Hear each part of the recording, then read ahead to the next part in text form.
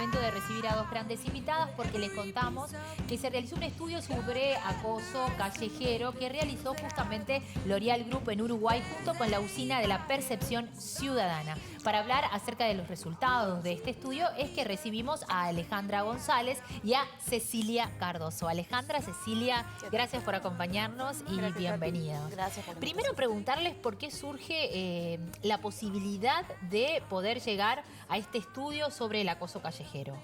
Bueno, ahí nosotros desde L'Oreal Group, desde el 2022 en Uruguay y desde el 2020 a nivel mundial, pero bueno, en 2022 lanzamos la campaña Stand Up contra el acoso callejero a nivel local y teníamos los estudios internacionales que daban números imponentes. Pero dijimos, para seguir progresando y que la gente se siga adheriendo a las capacitaciones que nosotros estamos dando, que después les detallaré, tenemos que mostrar los números locales. Y la verdad es que lo único que teníamos hasta el momento era la última encuesta de prevalencia, que si no me equivoco era del 2020. Teníamos la necesidad de mostrar qué está pasando en Uruguay. Y bueno, y ahí nos contactamos con la gente de la usina y tenemos estos números que los digo sonriendo, pero en realidad no es para sonreír, pero sí da un empujón a que la gente se concientice sobre el tema. Siempre visibilizar y poner en números qué es lo que está pasando hace que uno tome otro tipo de conciencia, Alejandra. Y sí, los datos que arrojó este estudio, tengo la idea de que son, no sé si sorprendentes, pero sí en algún punto alarmantes. Sí, bueno, en primer lugar destacar que esta investigación la realizamos en el mes de mayo, entre el 17 y el 21. La técnica que usamos desde la usina de percepción ciudadana, realiza sus encuestas de opinión a un panel de 500 personas, o sea, panel es una composición de gente, para hablarlo bien claro, en simple, es una composición de gente a la que se le hace un seguimiento permanente que tiene como característica que es representativa de la población nacional, mayor de 18 años, y según los datos de proyección del Instituto Nacional de Estadística, ¿no? O sea, esta población a la que hacemos las encuestas tiene estas particularidades de representatividad de la población, perfecto, de la ciudadanía. En ese sentido, en esta investigación que nos solicitó L'Oreal, realizamos diversas consultas. Lo que conversábamos hoy para traer acá justamente son algunos aspectos que extrajimos de esa investigación que de pronto son los más significativos. En primer lugar, uno de los grandes temas que consultamos fue cuál es la primera palabra que a la persona le viene a la mente cuando le dicen acoso callejero, ¿no? Sí. Y ahí como factor de impacto vemos que el tema del asco es Estábamos mirando justamente una imagen de esto mismo, que son un montón de palabras, pero el asco fue como que la que mayormente impacta. Sí. Bueno, en la imagen vemos las más repetidas son aquellas que están en mayor tamaño, exacto. Asco, violencia, machismo, son algunas de las palabras. Mira, ahí está. Miedo. Bueno, abuso, miedo, violencia, mujeres, piropos, persecución. Y respeto. Y respeto también surgió. Grosería. Y, sí, también el tema y algo no menor, incomodidad e inseguridad. Exacto, exacto. Ahí son temas, violencia sobre todas las cosas, ¿no? O sea, hay una asociación directa entre acoso callejero y violencia. Y el miedo. Eso como un tema. Y el asco también, ¿no? Como son las palabras más significativas que podemos extraer de, como cuando hicimos abiertamente esta pregunta, que es lo primero que tenían a la mente, y estos son los datos que surgieron. Después, como comentaba, es extensa la investigación, pero otro punto que quisimos relevar es justamente si la ciudadanía había atravesado alguna vez situaciones de acoso. Cuando hicimos la pregunta tal cual, la mencioné recién, vemos que menos de la mitad plantea que sí. Como el dato es bastante llamativo, lo que mencionamos, bueno, fue como una siguiente pregunta, si alguna vez había vivido, y listamos situaciones que revierten acoso, ¿no? Sí. O sea, desde silbido, bueno, manoseos, en fin, una lista bien extensa de situaciones que revisten acoso, y ahí vemos que ese menos de la mitad, ese 40 y tanto %, sube a 67. Exacto. Sí, claro, porque quizás cuando se le preguntaba si habían sido parte de algún acoso, no tenían en claro a qué se estaba refiriendo. Exacto, exacto. Y ahí es que sube el dato. Ahí es que sube el dato, y también esta investigación nos reafirma una hipótesis que manejábamos, que las mujeres son quienes más han padecido situaciones de acoso. Ahí estamos viendo, Alejandra, otro de las gráficas. Exacto. Esta es la gráfica que justamente habla de que, esto que comentaba recién, que la mitad de las personas consultadas manifiestan haber experimentado alguna situación de acoso. Y esto es, entre las mujeres, 7 de cada 10, eso ¿no? es impresionante. Cuando porque uno dice el 46%, pero después cuando estamos viendo que 7 de cada 10 mujeres afirma haberlo experimentado, es mucho. Es mucho. Y nosotros detectamos que está súper naturalizado, y recién hablábamos con Ale más temprano. Sabemos que está naturalizado. Cuando vamos a trabajar a campo con los cursos, cuesta un poquito que la gente diga, vale la pena tomar este curso. ¿Por qué? Porque al primer golpe entiende que no es un problema. Y cuando hablas de estos cursos, sí. ¿De qué es lo que hablan? ¿Qué es lo que tratan? Nosotros lo que planteamos es acciones para que las personas dejen de ser indiferentes a las situaciones de acoso sexual en vía pública. Lo que decimos es, si vos ves una situación de acoso, no mires para un costado.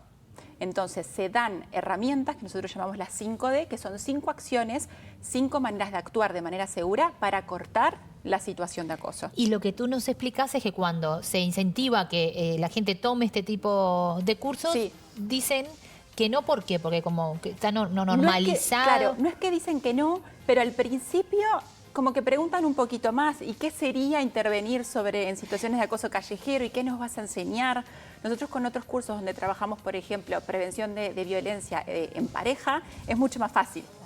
Pero en estos hay que tener una charla más profunda para que digan, sí, realmente esta es una problemática y esto es una herramienta útil. Que se tome como problemática en sí, porque uno hay veces que como que se acostumbra a todo este tipo de situaciones y de hecho generan incomodidad, generan todas esas reacciones que Alejandra nos contabas al inicio de la charla, con esa cantidad de palabras que llaman tanto la atención porque está hablando no solamente de incomodidad, sino de violencia, de miedo, de asco, de un montón de cosas que estamos hablando que 7 de cada 10 mujeres lo ha padecido en algún punto. Eso, y sobre todo ese 7 de cada 10 es cuando hacemos la pregunta general, si han padecido situaciones de acoso. Cuando vemos al detalle, ahí se sube. Y listamos las acciones que revisten acoso, ahí sube más de 80%. O sea, estamos hablando de que ahí es más de 8 de cada 10 mujeres que manifiestan haber vivenciado situaciones de acoso a lo largo de su vida, que de pronto ahora vamos a ver cuáles son esas edades. ¿No? ¿Cuáles son las edades, Alejandra? Más o menos, o en mayor rango.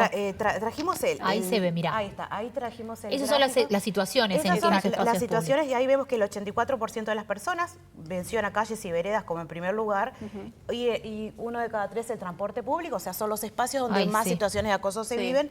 Cuando desagregamos esto por mujeres o varones, vemos que para las mujeres el primer lugar de acoso son las calles y veredas, en un 89%, o sea, de esa opción marcada, y en segundo lugar es mencionado el transporte público. En varones, calles y veredas también ocupa el primer lugar, pero en segundo lugar se mencionan los lugares de concurrencia masiva, como recitales, gimnasios, o boliches. Ahí se difiere entre ahí difiere el segundo lugar, exacto, ahí difiere el segundo lugar. Pero claramente estamos hablando de que para todos la calle, la vereda... Sí, es como el lugar para. Y cuando hablamos de edades, ¿en qué franjas es la que se siente más este tipo de acoso? Bueno, ahí el dato más impactante es que nosotros quisimos medir qué pasa antes de los 18 años y qué pasa antes de los 12 años, que lamentablemente son muy recurrentes las situaciones de acoso en niñas y niños menores de esa edad. Niños. Exacto, son niñas y niños. Y ahí trajimos el gráfico, pero podemos comentarlo. Vamos adelantando, sí. Ahí está, podemos ir adelantando que... Ahí está, ¿no? Casi, ahí está la edad de enfrentarse. ¿Qué es lo que vemos acá? Que casi 6 de cada 10 personas manifiesta haber sufrido situaciones de acoso cuando tenía menos de 18 años. Sí. Y un 15% cuando tenía menos de 12. Esto es la generalidad de las personas, ¿no? O sea, entre las mujeres... Casi el 75% de las personas vivió situaciones de acoso en minoría de edad. Sí, claro. Eso como dato impactante a nivel social, ¿no? Cuando desglosamos por mujeres y varones, que es lo que vemos a la derecha, vemos que casi 7 de cada 10 mujeres vivió situaciones de acoso antes de los 18 años, 7 de cada 10, y casi 2 de cada 10 antes de los 12 años. Es terrible.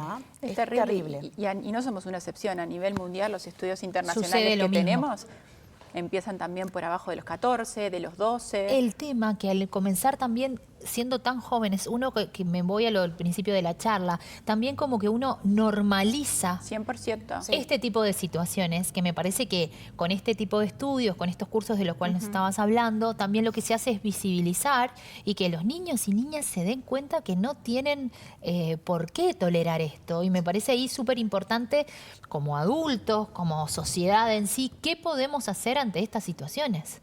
Sí, yo creo que lo primero es hablarlo. Nosotros trabajamos con la Universidad CLAE, que es la institución que da los talleres.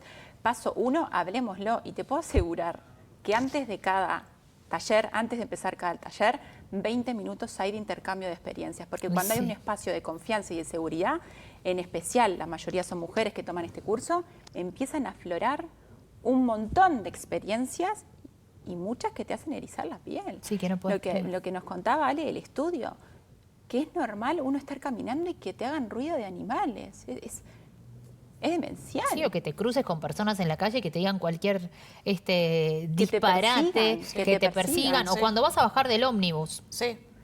Sí, totalmente. Y además son cosas que nos marcan, ¿no? Sí. Porque están hablando que en muchos casos son niños de menos de 10 años, 12 años. Sí, Estamos hablando de datos realmente alarmantes. Realmente alarmantes, y además consideremos que entre quienes dijeron haber padecido situaciones de acoso, que era bien grande el número, 7 de cada 10 son mujeres, pero hay un 43% de varones que también con menos de 18 años han padecido situaciones de acoso. Y también me parece que en el hombre, por estas sociedad que va cambiando y que va evolucionando, también quizás es difícil decirlo.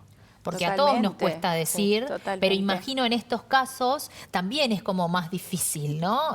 O sea que es bien importante, quizás también haya ahí algún número escondido que no quiera contar. Y también lo importante, si pensamos algunas décadas atrás, estaba tan naturalizado que nadie lo comentaba siquiera. Pero es que nadie pensaba que estaba mal. Era parte de... Mira, acá estamos viendo otra gráfica donde se habla de la denuncia formal. En caso de acoso callejero, o veo mal o hay nada. Nada. El 97% de los casos no se denuncian. Pero lo que pasa es que yo pregunto, tú vas por la calle o estás en el ómnibus, por ejemplo, voy a hablar de forma personal porque fue algo que me pasó a mí saliendo del liceo y yo creo que estaba en primero o segundo año, estamos hablando de menos de 15 años. Sí. Hace mucho tiempo, lo sé. Bajando del ómnibus, cuando voy a bajar en la parada, alguien que me toca, ¿no? Yo me bajo del ómnibus y el ómnibus arranca. En ese tipo de casos que imagino que debe de seguir sucediendo, ¿qué denuncia puede formal uno hacer? Bueno, ahí nosotros estamos trabajando mucho con empresas de transporte y empresas que tienen trabajadores expuestos a vía pública y espacios de alta concurrencia. Nosotros lo que estamos haciendo es formando para que se pueda implementar lo que es delegar o dirigir, que vos puedas a una autoridad del espacio referente indicarle que te pasó esta situación. Obviamente, en tu caso, vos estabas bajando del ómnibus y ya lo que sería el chofer o el guarda no tiene injerencia. No estarían. Claro. Sí, perfectamente, también se plantea documentar y bueno, habrá que sacar... la matrícula de claro, digo lugar. En ese caso que la persona responsable que va conduciendo no tiene absolutamente nada que ver. Imagino que el caso sea diferente, que sucede arriba del ómnibus mientras que estamos transcurriendo en el ómnibus.